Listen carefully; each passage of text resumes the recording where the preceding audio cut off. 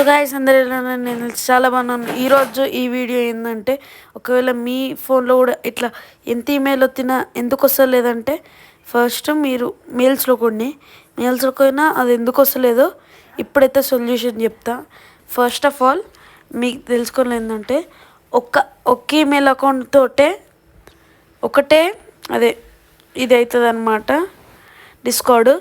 అట్లా ఒక్క ఈమెయిల్ అవుతుంది అనమాట. నేను నా దగ్గర 2 ఈమెయిల్స్ ఉన్నాయి, యూజ్ చేసేసిన. అండ్ ఒకవేళ థర్డ్ ఈమెయిల్ చేసిర్రు అనుకో, అది మీ ఫోన్లో ఉండాలి. మీ ఫోన్లో అది ఈమెయిల్ ఉండుంటే అప్పుడే మీకు మెయిల్ వస్తుంది అనమాట.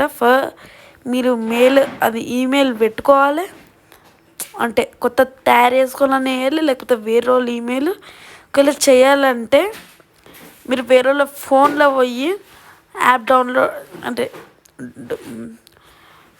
యాప్ డౌన్లోడ్ చేసి దాంట్లోకి పోయి సేమ్ ప్రాసెస్ రిపీట్ చేసేసి అప్పుడు మీరు అనుకో అప్పుడు మీకైతే వస్తుంది అనమాట. అండ్ ఇది వీడియో అనమాట. నచ్చితే లైక్ చేయండి, షేర్ చేయండి.